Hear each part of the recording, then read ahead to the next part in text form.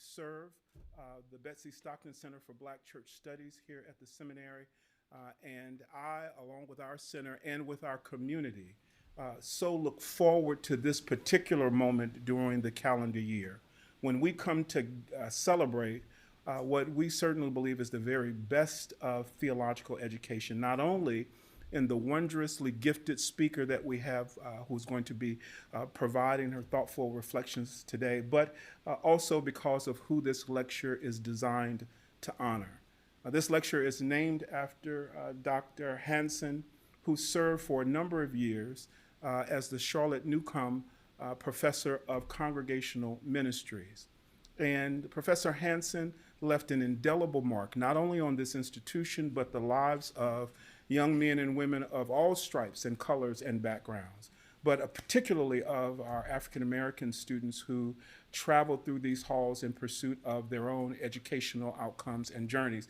And both he and his home were spaces of welcoming to those students, in addition to the rigorous intellectual product and effort that he was constantly engaged in. And so we come together on a day like today to celebrate the legacy of Dr. Hanson and to also provide the space for the continuation of the kind of intellectual engagement that is critical to African American religion and the African American church. So we're delighted that you took time out of your schedule to be with us. We are particularly grateful for those who are joining us virtually, and we anticipate an empowering and a intellectually stimulating but practically relevant to conversation on today.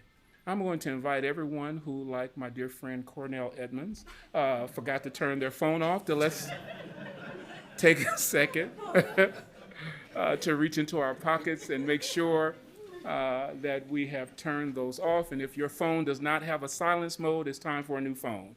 Amen. Listen, let me not delay us any further. We have, as a part of the great legacy and the effort for this evening, we have one of our very fabulous and outstanding students who is going to come before us, Ms. Lauren Hankerson, who's coming to introduce our speaker for today. Lauren.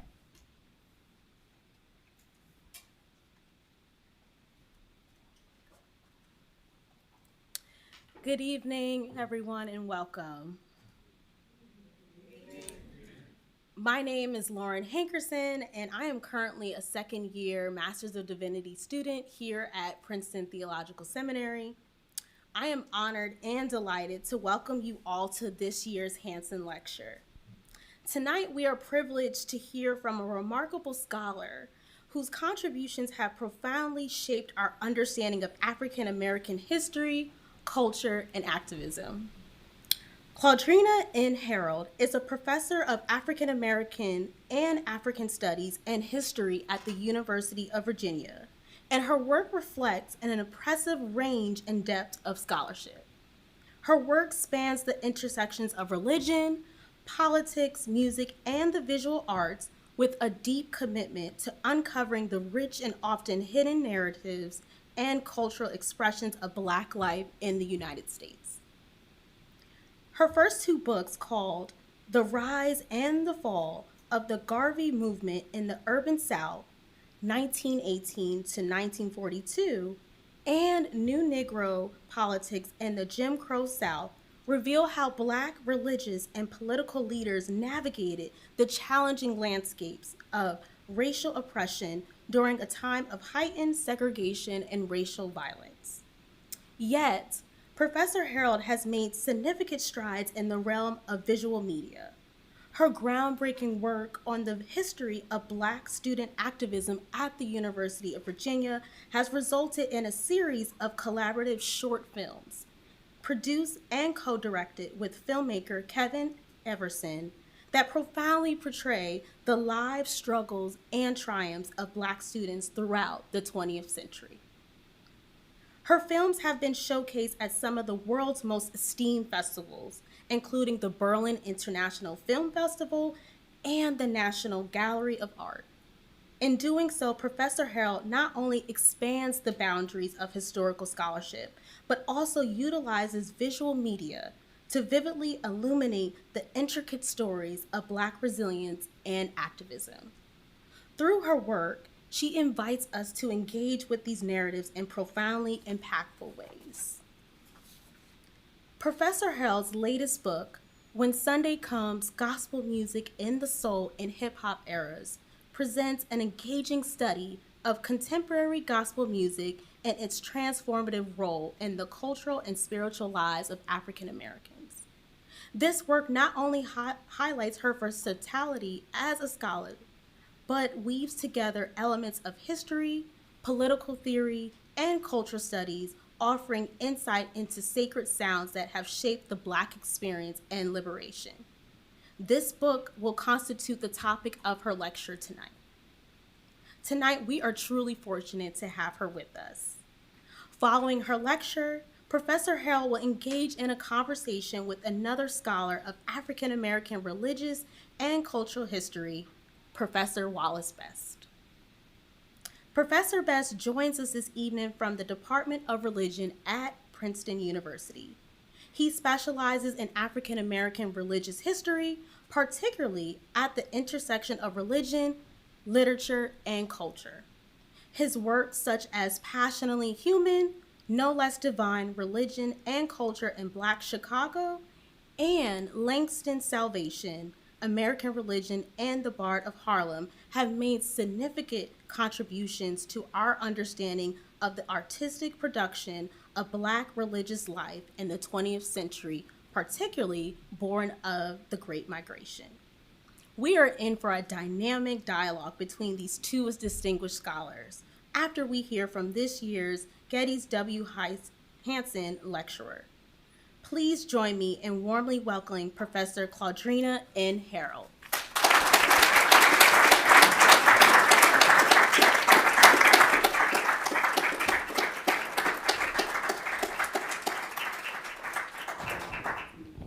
Thank you so much.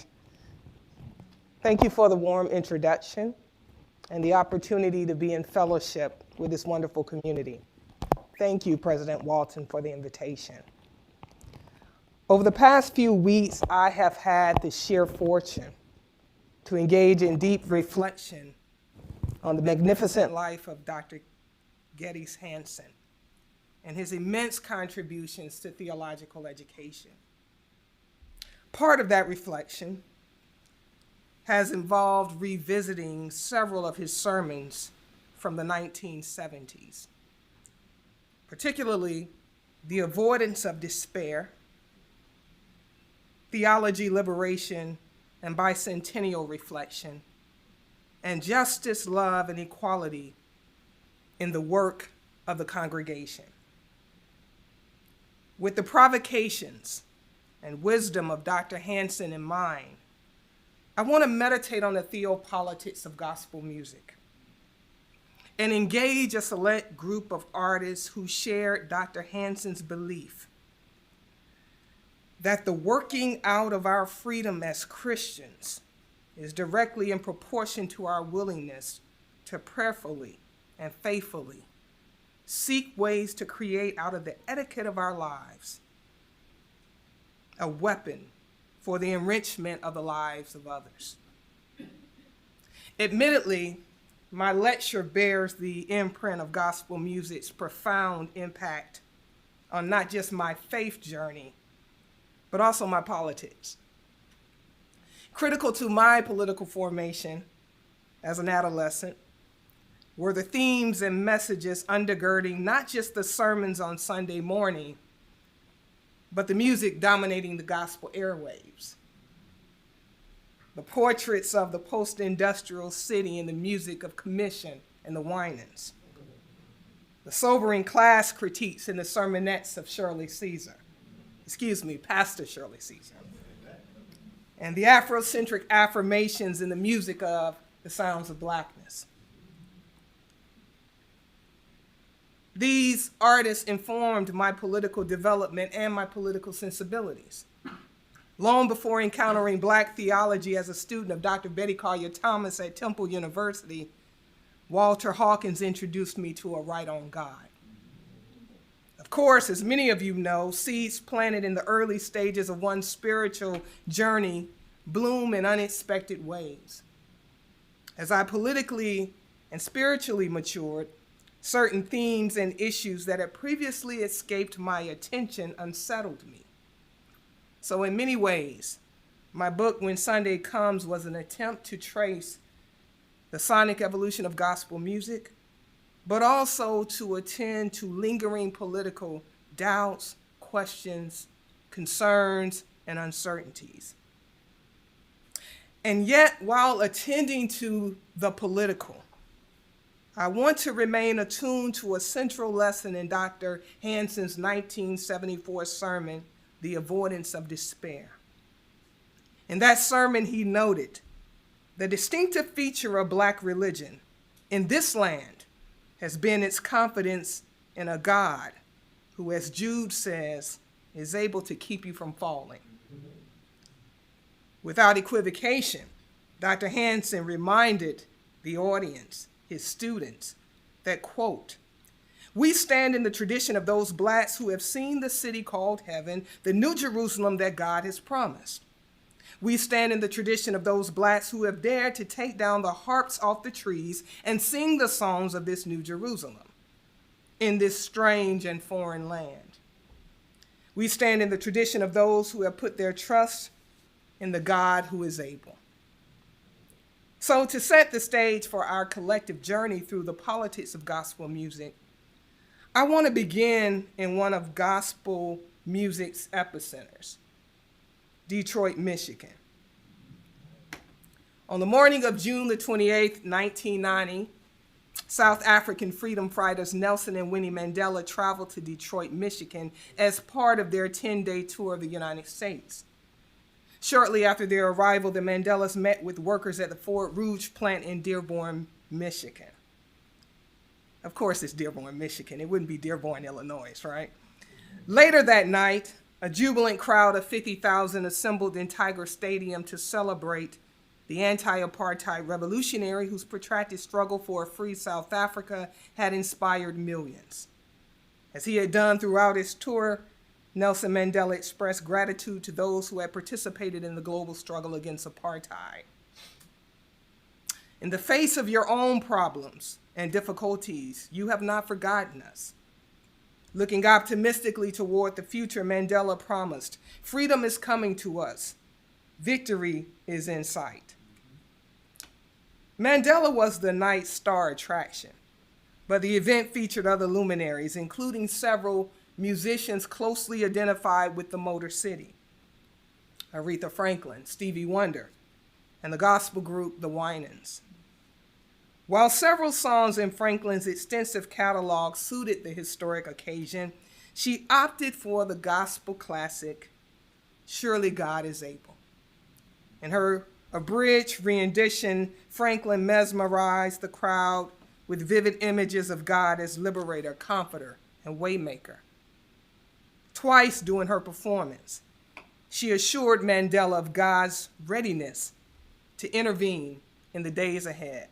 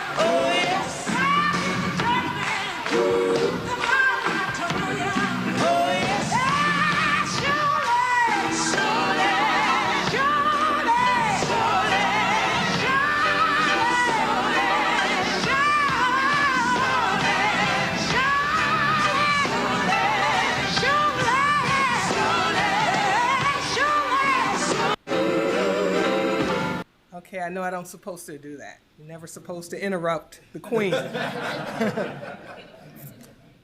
Like the Queen of Soul, the Winans infused their performance with strong religious overtones. The group performed Let My People Go, a searing critique of South African apartheid steeped in the Jeremiah tradition. The performances of both the Winans and Aretha Franklin underscore the centrality of gospel music to the Black political imagination, and how for many people of African descent, the art form remained an important vehicle for self-affirmation, cultural meaning-making, community building, and social critique.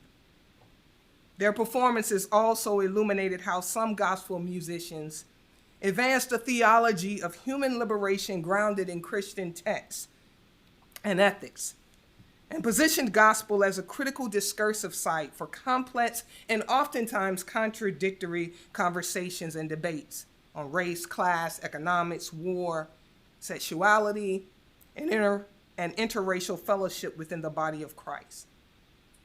Today, I'd like to bring into sharper focus the liberatory opportunities found and lost in the world of gospel music over the past 50 years, as well as consider the political future of gospel music. Perhaps no one provides us a better entry point into this conversation than Pastor Shirley Caesar. A native of Durham, North Carolina, who rose to national prominence as a member of the legendary gospel group, the Caravans, Shirley Caesar occupies a unique place in the history of gospel music. As a brilliant storyteller deeply rooted in the Black sermonic tradition, and a timeless artist who can thrive in various musical idioms: traditional gospel, contemporary gospel, soul, country, funk.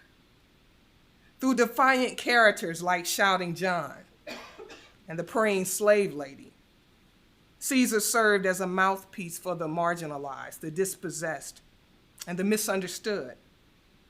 With more consistency than any gospel artist of her generation, Caesar tackled pressing issues like racism, poverty, the war in South Asia, the urban crisis, the growing class stratification within Black America, and its adverse effects on family dynamics and community relations. On songs like How Long Has It Been Since You've Been Home? And Don't Throw Your Mama Away, she cautioned against discarding those familial and community relationships that provided spiritual and cultural grounding. What Caesar modeled for her gospel peers was a socially engaged artist, unwavering in her commitment to sharing the gospel of Jesus Christ, while crafting narratives rooted in the history and in lived experiences of Black people.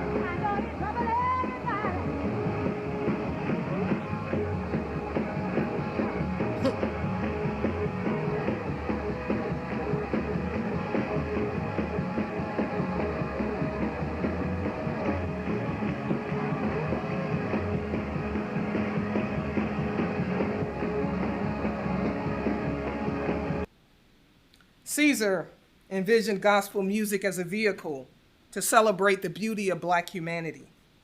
She also envisioned gospel as a critical site of social critique. A similar vision fueled the art of another gospel legend, Rance Allen, a native of Monroe, Michigan, who together with his brothers Steve and Tom signed with Stax Records in 1971. 6 months after its signing, the Rance Allen Group performed at Stax Records' historic Watts Summer Festival. The 7-hour event drew a crowd of more than 100,000. And on the song Lying on the Truth, the brothers' infectious energy matched the mood of the day. You've been lying on the truth. I'm gonna tell it like it is. You've been lying on the truth, yeah. I'm gonna tell it like it is, yeah. You say, Alexander, found the communication. Oh, black's been sending your messages a many generations, yeah. Say, Columbus, yeah. Let's go in our land. Hey, when Columbus got off of the ship, black man welcomed his hand. Don't you know you've been lying on truth? Sorry. The Rance Allen brothers' melding of spiritual concerns with political ones was especially pronounced on their studio records, most notably their 1975 classic, The Soulful Experience. On songs like Ain't No Need to Worry, Allen embraces the fragility and uncertainty of human existence. The unpredictable cycle of life brings joy and pain, pleasure and heartache. The key was to find the beauty in the everyday, or what writer Ernest Harding calls the grace in the grind. That soulful experience refuses to respond to the social malaise of the 1970s with theological certainty was refreshing. Equally refreshing is the record's refusal to ignore the political crises gripping the country, or attribute those crises solely to the nation's growing secularism. On Talk That Talk and Harlem Heaven, the Rance Allen group confronted the entrenched racism within the nation and the body of Christ, the growing class stratification within Black America, and the political elite's disregard for the poor. Through their music, the Rance Allen group allowed listeners to consider how the gospel sound might be reimagined for contemporary times. But could the art form contain the political views? Was God's word enough for the unique challenges of the post-civil rights, post-segregation, post-colonial, and postmodern world? Could and should gospel music provide more than Christian-based theological reflections and model a different way of being in the world? These questions motivated my uncle David Crawford, who would use his gospel work with the Mighty Clouds of Joy to push the boundaries of gospel, to create an album that explored the politics of race, the politics of class, and also the politics of sexuality. A little bit about the Mighty Clouds of Joy. Formed in Los Angeles during the 1950s, the Mighty Clouds quickly established themselves as gospel's premier quartet. In the early 1970s, the Mighty Clouds came under the control of ABC Records. Feeling as if the quartet had crossover appeal, ABC paired them with Dave Crawford, a talented producer whose hits include What a Man, Young Hearts Run Free, B.B. King's I Like to Live the Life That I Sing About, and Wilson Pickett's Don't Knock the Love. And my cousin's Jackie Moore's Precious Precious. I would get in trouble with the family if I didn't include that song. As he had recently done with Wilson Pickett and B.B. King, Crawford recorded the group's first record, Time, in Philadelphia's Sigma Studio. Released in 1974, a pivotal moment in history when the nation's economy and soul bottomed out, Time absorbed and emanated the tensions and contradictions of the early 1970s. Over disco beats, swirling strings, and punchy horn lines, the Mighty Clouds covered a wide range of topics: God's grace, the economic crisis, and the tragic comic reality of life. With their success on the R&B and disco charts, the Mighty Clouds became the first gospel group, not named the Staple Singers, to appear on Don Cornelius' popular dance show Soul Train. The group's upward trend continued with their follow-up release, Kickin', Much of the album's buzz centered around Mighty High, a disco jam that held the #1 position on Billboard's dance charts for more than a month in 1976.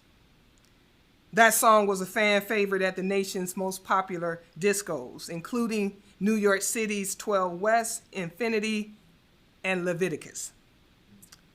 Equally impressive was Everything Is Love, powered by a hard disco swing, lush strings, and soulful vocals. The song's lyrical content was revolutionary and openly queer.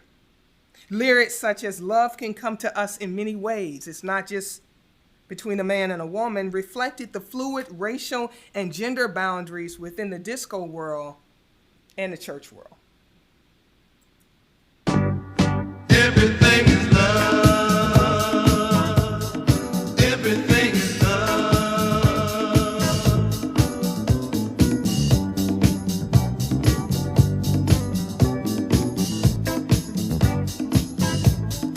Everything is love.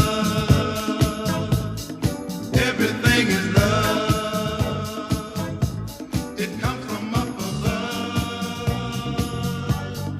Everything is love. Love can come to us in many ways. It's not just between a man and a woman. Think about the hope you have for your brother. To be concerned about his welfare. Oh, look out for him, even though he may not care. Ain't that love? L-O-V-E, love. To hate you have to love. Yeah, Joe Lagan, I mean. To hate you have to love. My uncle's birthday is tomorrow, so the ancestors work in a particular kind of way sometimes. Kicking brought the Mighty Clouds of Joy new fans while igniting great debate within the gospel community about the art form's direction. At the 1968 convention of the Gospel Music Workshop, the Detroit radio announcer Martha the Queen Steinberg called for greater experimentation in gospel. We've got to quit playing God. He's constant energy. If he wasn't, we would have stopped at the Old Testament. Gospel legend Andre Crouch agreed. We haven't tapped all the possibilities. But what were those possibilities? Were they the praise and worship songs that made Crouch a star among white Christians in the Jesus movement? Were they the transgressive lyrics found in the Mighty Clouds of Joy? As the 1970s gave way to the 1980s, new and established artists responded to these questions and challenges.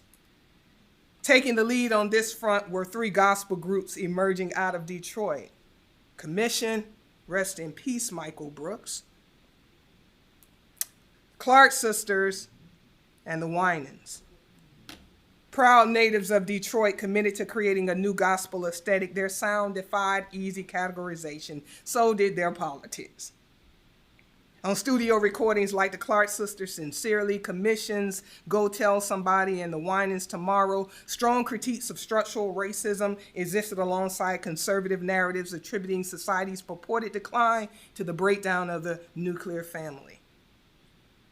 Perhaps few albums, and I'm winding up, perhaps few albums reflect the complicated politics of urban contemporary gospel more than the Winans' 1990 release, Return, one of the best-selling records in gospel music history. On songs like the Teddy Riley produced It's Time and Don't Leave Me, apocalyptic themes of social disorder, divine judgment, and imminent world destruction blend perfectly with the jagged edges of Teddy Riley's New Jack Swing. Listen closely to Marvin Winans' impassioned vocals on It's Time, and you'll hear a deep thinker wrestling with what Marty Martin calls the paradoxes and puzzlements of theodicy. Whew, got that out. The sound and fury of Return bore the weight of 1989, the year of the Loma Prieta earthquake, the year the number of reported AIDS cases in the United States reached 100,000, and the year incumbent Coleman Young battled it out with John Conyers in the mayor's race in Detroit. Looking at the challenges ahead, the Winans pulled no punches. The state of the world mandated a radical reordering of society, a return to the best of our traditions, and a reimagining of what a beloved community might look like in the future. Of the many messages to be gleaned from the music, one rings loud and clear. The suturing and healing of our fractured world demands care for and connection to one another, and that collective care must extend beyond the walls of the church. That message, I do believe, remains present in the music of several gospel artists of our era, including Kirk Franklin, a groundbreaking artist who revolutionized the genre with his innovative compositions and arrangements and his dynamic performances. Unlike so many in the gospel industry, enamored and committed to what scholar Corey Hunter identifies as a theology of racial ethnic oneness, Franklin has spoken openly and honestly about the pervasiveness of white supremacy in U.S. politics and the Christian community. Listen to the New Nation Project, and not just Lean on Me and something about the name Jesus, but also revolution. Committed to speaking to his audience's spiritual, social, and material concerns, he embraced the totality of the human experience. That embrace is evident on songs like Strong God and Losing My Religion. On Losing My Religion, Franklin confronts the church's materialism, its handling of sexuality, its illiberalism. Terror, famine, disease, millions in poverty, hungry, can't sleep. With all this religion, why these babies can't eat? He queried. We want justice, we want change, he demanded on a Strong God. There is a wrestling with the state of the church in its present state in his music. And that wrestling entailed grappling with the state of gospel music. Was the art form politically and spiritually equipped to meet the challenges of the contemporary moment? All of this leads me to a bigger question. What is the political future of gospel music? The answer to this question has emerged not just from within the gospel field, but also beyond. Within the world of popular music, several of the biggest and most celebrated artists sample liberally from gospel and identify gospel musicians as major influencers. Across the Black popular landscape, music landscape, there is a widespread recognition of gospel music as a source of sonic and visual innovation. That recognition has also extended into the art world. Consider as a case in point, Arthur Jafford's Dreams Are Colder Than Death and Kingdom Cometh. Colleen Smith's In the Wake exhibition for Whitney Museum, Theaster Gates' Young Lords and Their Traces, and Jatavia Gary's I Knew It Was the Blood. Each of these brilliant artists in their own distinctive fashion culls from various sources associated with the rituals and practices of Black religion, particularly Afro-Protestantism. Jatavia Gary transgressively remixes the secular and the sacred across various multimedia artworks. And then there is AJ. Over the past decade, Arthur Jaffa has created an impressive body of work that has enriched our understanding of the Black sacred tradition, beautifully rendered through cinema, the sonic and visual manifestations of what Braxton Shelley calls the Black gospel imagination, and underscore the centrality of gospel music as a critical source of contemporary Black experimentation. In Dreams Are Colder Than Death, he explores the ontological dimensions of Blackness through the sermonic musing of Hortense Spillers and the faith talk of Fred Moten. In Kingdom Cometh, he grapples with lingering and emergent questions about the presence of the divine in catastrophe. In ways both subtle and direct, these artists invite us to consider a different use of Black church aesthetics and the gospel imagination. That is what I have attempted to do in a new experimental film that I co-directed, co-produced, co-wrote with my colleague Kevin Everson on Walter Hawkins. In 1988, Walter Hawkins eulogized one of his members, the disco legend Sylvester. Tragedy is not a punishment from God, the popular singer told the crowd. AIDS is not God's punishment. My reconstruction of this eulogy, which I have only found parts of, is my attempt to imagine a gospel future with a more inclusive, beloved community. And I am going to end by just playing about 2 minutes of this experimental film, which is not out yet. And then I look forward to the collective conversation.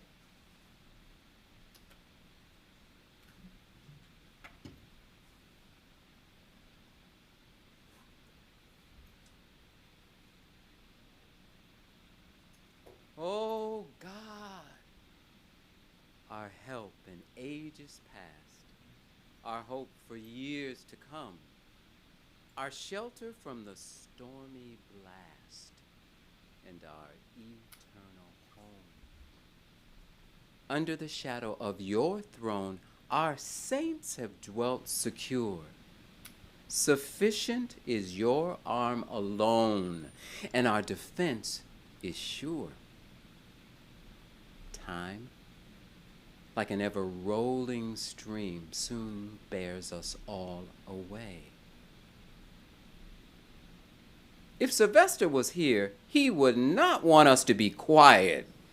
This I know. He would want us here at Love Center, his home church, to celebrate his life, celebrate the goodness of God, and celebrate our deep connection to one another. Please know that I share your pain, for Sylvester was a dear friend. It was a joy to know him, to experience his deep faith, and be enveloped in his love and friendship. Without question, something vast and noble has passed before us. Sylvester. Dooney. Sylvester. Thank you.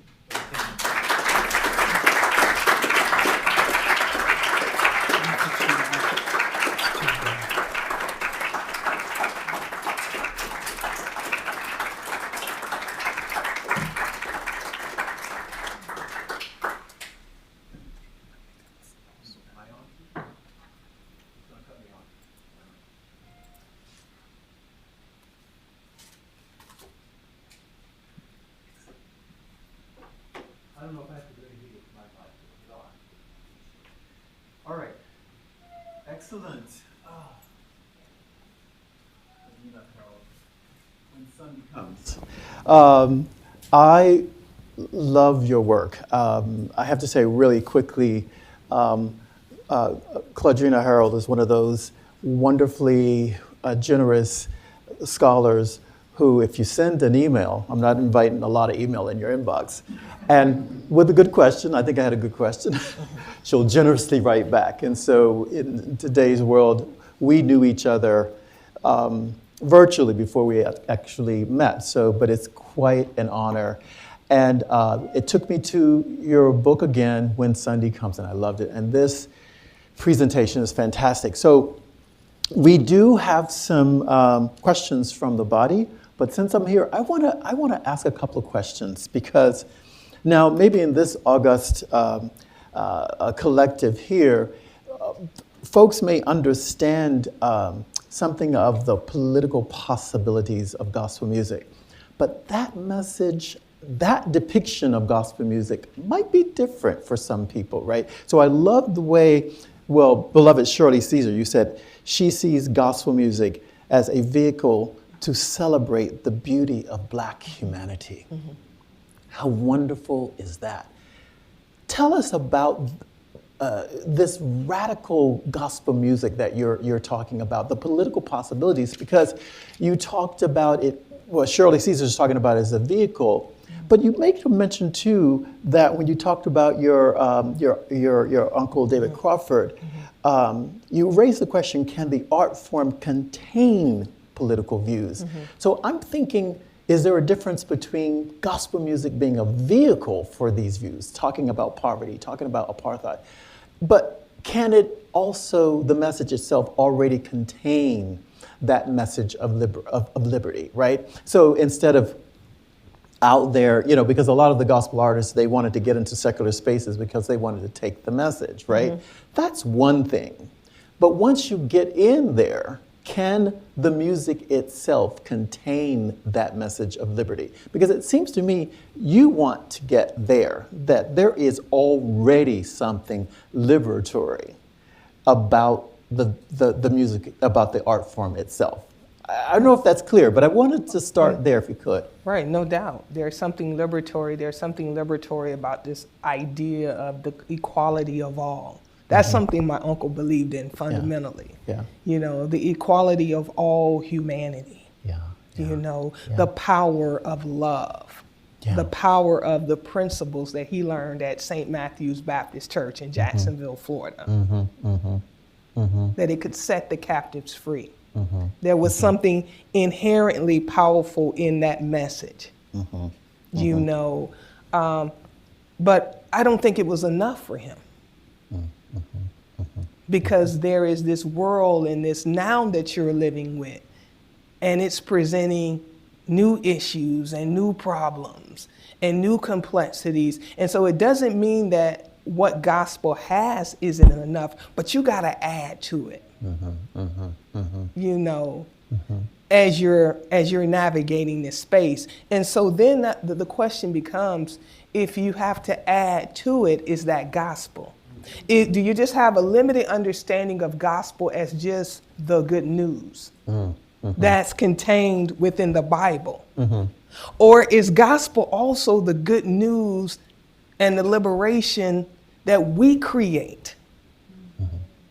So my uncle, in my opinion, wasn't just a writer. He was trying to be a theologian, I think. You know, and he's trying to rewrite some things.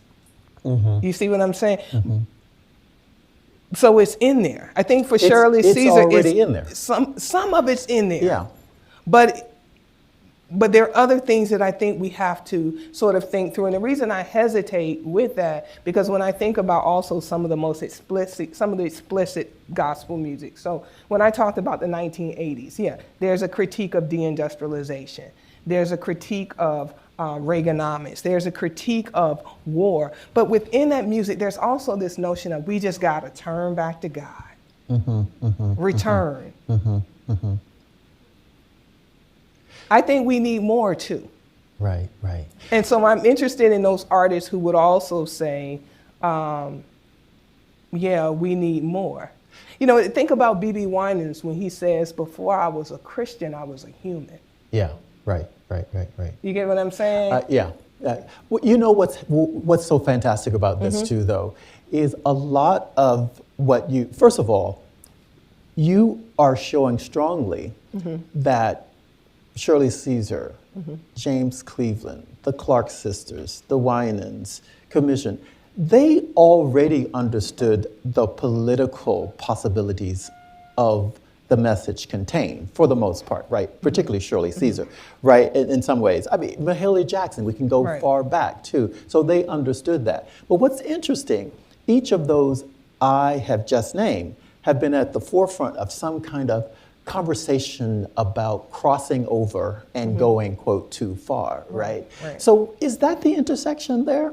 Like what the Winans were doing in the 80s, I remember that when everybody's going, what is this? You know? And so, but when you listen to the lyrical narratives of what they were saying, they were really pushing a very, very powerful message, right? Right at that intersection of questions about secularity in gospel music. You know, and at the same time that they're raising questions, and when there's conspicuous silence within the Christian music industry about South Africa. You know, nobody's talking about South Africa in the Christian music industry. You know, Gil Scott-Heron was talking about it. Now, he had been talking about it since like 1974, 1973. But so there's a critique, but there's also some other stuff in the Winans. Just like there's a Let My People Go, there's a Bring Back the Days of Yea and Nay. I remember when life was so easy. You know, you did or you didn't, you would or you wouldn't, but it ain't like that anymore. I remember when women were women and men were men. Yeah. That's there too.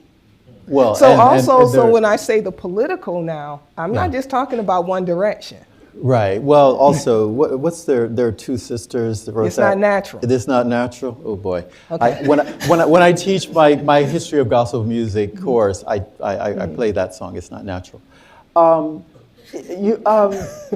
Listen, I have to say this too. I know we don't have a very long time, Yeah. but one of the things that thrills me about the work you've done here, the notion embodiment comes. Seems to be a way that you write. You write from deeply historical frameworks, but deeply personal. You are on every page of this book because this tradition has fundamentally shaped you. Right. So I want you to talk a bit more about that, growing up in your home, a musical home, and this is as close as I'm going to get to Candy Stand because I love Young Hearts Run Free, and thank you to your uncle, happy birthday to him. I love that song. It's in the fiber, every fiber of your being, and it comes through in this book. It comes through in this lecture. Talk to us a little bit about what it must be like to come from this tradition and to write this work, because you did not hold back from the personal connection. It's there. Right. So my mom is here, and I owe everything to. Where's Mom? She's in the back. Hey, Mom. Sorry. There she is right there. There's Mom. Hey, Mom. I owe everything to her. I grew up, and I say this, I grew up in a household, that is Dave Crawford's youngest sister, and she loves him immensely. But I grew up in a household that household where you say celebrities' names first person. And so when she said James, I didn't know she was talking about Brown and Cleveland. And so that is also, I grew up in a household where music was central, where there was an intense understanding of the gospel music as music, but also as industry. There was also things that happened in my life. My dad dying when I was 8, that really made gospel critical to my survival and who I am as an intellectual. So what I mean is, I know Rakim. And while I had friends who quoted Rakim, I was also quoting Commission. Every time I hear Ordinary Just Won't Do, it's like the first time. And so that's it spoke to me on a experiential level. I mean, I could watch Shirley Caesar all day. Oh, as could I could listen to her all day, That's but at the same time, it spoke to me on this question of how do you deal with adversity? Yeah. And I noticed that I also trend towards artists who don't embrace theological certainty, So when you have 3 of your students murdered, I mean, the goodness of God, okay, CC, but I need some BB in the meantime. I don't know how, but I know I'll make it over. Yeah. I don't know when, but he said it will bring me through. Yeah. Not yet there. Yeah. But that's that. So as a writer, and I don't know if I achieve it, but I was trying. I want to convey that, but I also want to convey what BB's voice sounds like. Yes. I want to convey the genius of a Twinkie Clark, and at the same time face my limitations that I don't read music.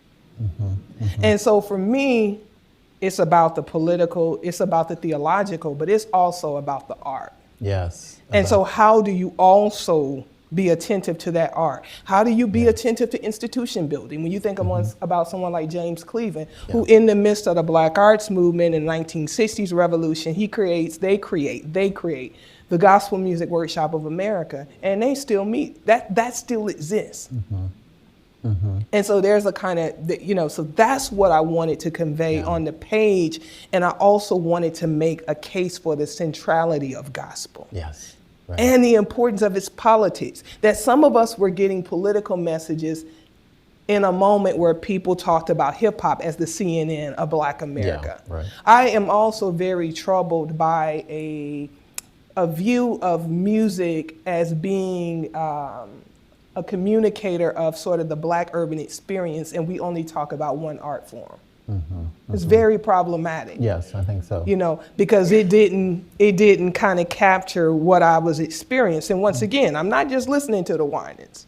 You know, I'm not just listening to the Milton Brunson and Thompson Community Choir. I'm listening to Rakim. I'm listening to Whitney. I'm listening. All of that stuff is there.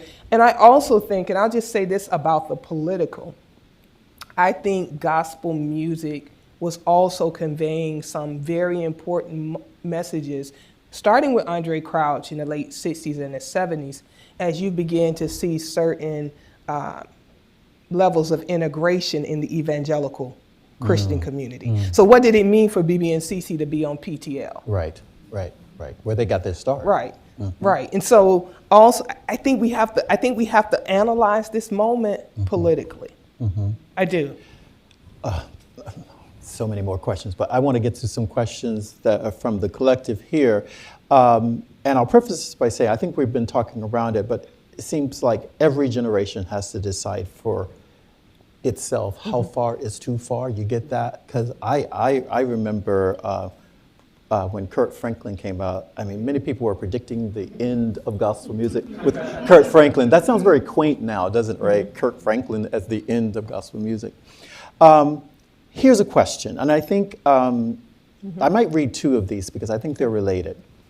How can gospel artists engage a secular audience with music grounded in spirituality while staying true to their message and navigating criticism for being too secular? So let's keep that one. And the follow-up question, I think, can you think of a time a gospel artist crossed an unspoken or invisible line when using their platform to speak about social issues? So you see the tension there. How far is too far? What are the possibilities there with gospel music? Every generation faces a version of these two questions. You know, it's interesting because oftentimes those conversations about too far, they never really engage the thematic or the lyrical. It's usually about the sound. It's never really about like the lyrics, because in some ways you can say, well, I don't like the way that Let My People Go sounds just like Thriller and I want to be starting something, but nobody's going to say, I don't like that Let My People Go is about apartheid, you know? Right. So, right, I mean, I would love to see the conversation actually be about the lyrical. When it is about the lyrical, it's usually that simplistic. How many times did they say Jesus in a song? Well, remember B and CC, yeah. I Know I Owe You Me. Right. And so you had all these youth songs. And everybody's like, who is you? Who are you talking about? Who is you?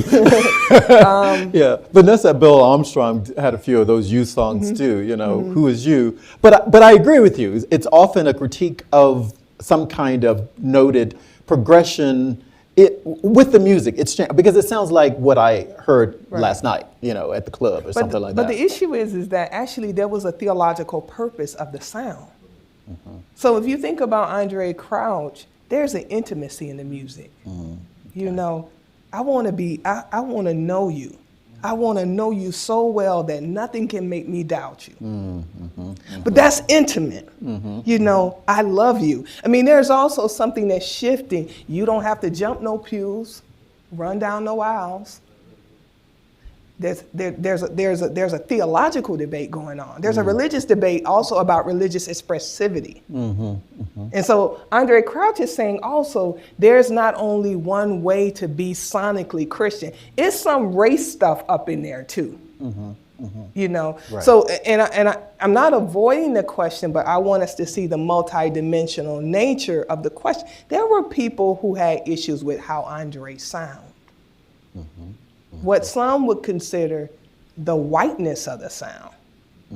Right. And that's why on Soon and Very Soon, he ends that album, that song, and then at the end you can, oh, I'm going to see the King. He's like, you know what, y'all, don't forget who I am. And don't forget Samuel and Benjamin Crouch. Right, no, really, and that's right. And so that's what he's doing. So I would say in terms of what's that, what is too far? It's just simple. I mean, I feel like every 3 years, Jet would have a cover that said, have they gone too far? You go to 1976 and see the Mighty Clouds of Joy on there. Yeah. You go to the 90s, you may see, Commission on there, and then Kirk Franklin. But see, okay, I don't know how far, I don't know how long we got. Somebody signaled to me when we need to cut this off because I'd be here all night. But I'm interested still in the question, because there seems to be something undergirding it all the time, that gospel music, I remember something I wrote years ago, the gospel according to ... It was in response to Melinda Weeks, this church, this house, this music, a student of mine, and we had a debate in classroom when I was at Harvard Divinity School. We both wrote articles based on that argument we had, because Belinda's argument was, not to be too simplistic, born in the church, belongs in the church. And I would say, first of all, no. And no. So, and so we had this argument, and again, I don't know if Melinda would still say that now, because she's a fantastic scholar, but that was a very productive debate, and I conceded that I could be wrong, but I was working from the point of view that it's much more capacious than that. I think some of gospel music is born on the streets as well as in the church, right? So, but I think every generation seems to want to ask that, what's up with that? Why are we always asking how far is too far? Mahalia Jackson, thrown out of some of the best churches in Chicago, right? Back in the 30s and 40s, right? You can't have that up in here, right? And so every generation is doing that. I wonder what's about that? What's that about? It's about trying to find an answer to our current predicament. So what I mean by that is, it's also rooted in the belief that there's something powerful about gospel, that it has this ability to move us, and if we lose that umph that's in that traditional sound, that we've lost a connection to our roots. It's no different than the debate that's happening in the 1980s in jazz with the Young Lions. Okay. There's parallels, the decline of soul. There's always this notion that there's some kind of essence being lost. Yeah, right. Even though the only tradition is innovation. Yeah. So Yes. that's one thing. Yes. And then it's also capitalism. It's also so what you begin to see in the 1970s and really the 1980s with like these McDonald gospel festivals, where they market traditional gospel as this the real thing. And then let's say you're a traditional gospel artist that ain't had a job in 10 years. It's like, well, I'm the real thing. Right. No, so there's the combination of the market is driving also these categories. So the market does have a role, though. The market has a role, but I also think there is something going on in terms of this question around roots and essence. I do it all the time. I say, man, I wish we go back to the mass choir sound. I'm not gonna, I wish, because this kind of praise team, it ain't, it's not getting me over, right? And then I think the question is, so my dear friend Bonnie Gordon was saying, well, there's something musicological happening too. Yeah. There's something that happened with that praise team, and you hear that. It's not just what we feel, but it is what we feel. You get what I'm saying? Yeah. So I think we all do it to a certain extent, because why do I want that back? What's the there? Where am I trying to go as a human being in the world? Why do I need the Thompson Community Choir safe in his arms? Why do I need that over and over? Even sometimes when I don't always believe,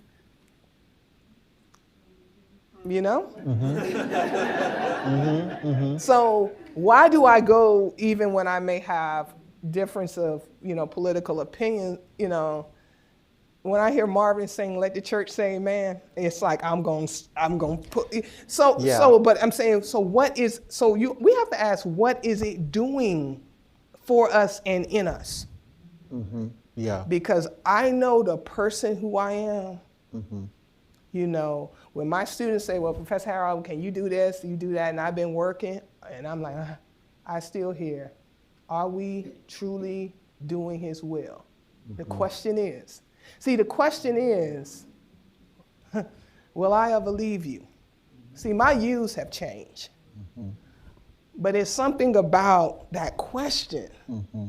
And you know what that gets at the heart? That gets at the heart of vocation. Mm-hmm. I still am motivated by this idea, what am I put on earth to do? To do, yes, right. That's the vocation. Mm-hmm. And also, there's a faith component to this. Mm-hmm. Mm-hmm. Getting back to Hanson, mm-hmm. He's able. Mm-hmm. Mm-hmm. We're able, mm-hmm. You know. And so I think we ponder the direction of gospel because it matters. Yeah. There's something about this art form that matters to us in a particular kind of way that will get us all excited and ready to fight over this praise team. You know, I know some folks who say, whatever you do, you better not have that at my, you know, you get what I'm saying? Yes. So what is it? What is it? What is this? Yes. You know, I mean, this is a beautiful place to stop. I mean, okay. Because I think you just gave us such a wonderful, wonderful synopsis, you know, of what this tradition means to us and the potential of it, you know. So we keep asking the question because there's a lot at stake for us as human person to keep asking this question about the genre of gospel music. Dr. Harold, thank you so much. Thank you. This has been so wonderful. Thank you. This is just great. Thank you. So good. Wonderful. Yes, we will.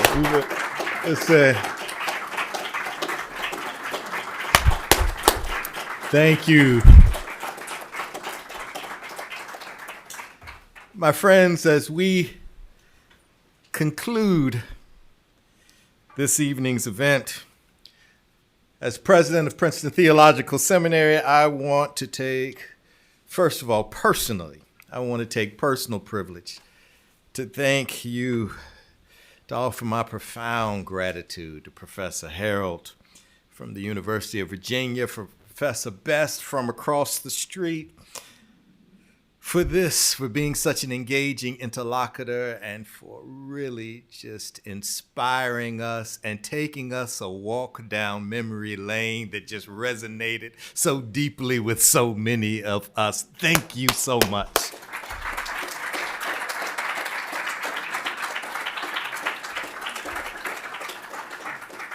We appreciate your generosity of intellect, Professor Harold, your generosity of spirit, your generosity of time, your generosity of 50 of you, who the first 50 that were able to come in here got an autographed copy of her book.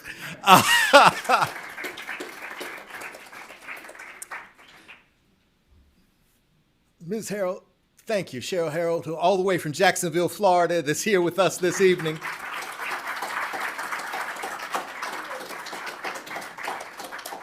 And to all of you here, whether you are here in the room or over the 300 that we had registered who are watching us online right now, your presence here with us tonight makes this more than a lecture. It makes us a community, a learning community for life, bound by a shared commitment of faith-seeking understanding. Finally, before we conclude tonight, I would like to thank and celebrate someone whose presence tonight holds significant meaning for us all.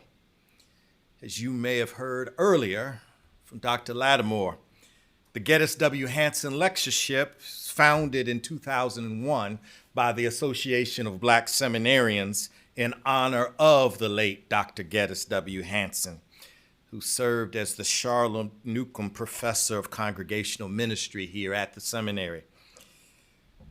But to know Dr. Hanson was to know his partner in life, love, and ministry, Mrs. Carrie Hanson.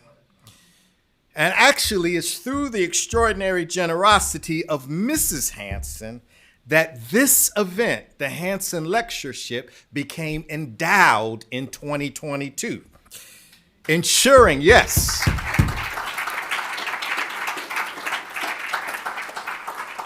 it's from a very sizable gift that ensured that the Christian life in the African American experience will remain a central theme of our distinguished lectures for generations to come.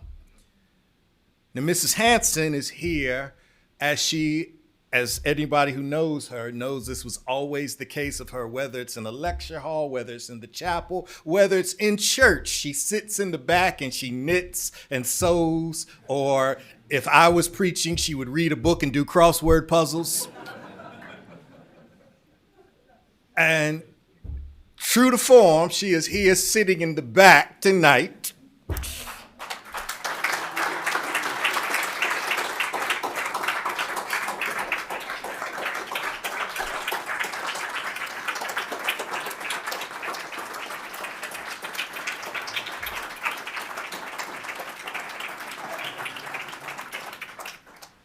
For so many of us across 4 generations, Dr. Geddes Hanson was our professor, shaping our thinking, our ministry, our understanding of the church in profound ways. Yes, Dr. Hanson was our professor, yet Mother Hanson, as she was affectionately known, was our teacher. She taught us around a dinner table at the home on Ross Stevenson Circle, where they spent nearly 50 years. She taught us how to expand a welcoming table. She taught us, current students, how to ask one more question. Ask one more question of our guests. She taught us that ministry at its heart is an act of hospitality. And this is why the Hanson's portrait hangs not only in the president's dining room in Mackay Hall, but also in Springdale. Because she is a spirit of generosity. She is a spirit of hospitality. She is the spirit that represents the best of Princeton Theological Seminary. And for that, even when she's cranky, we say, thank you, Mrs. Hanson.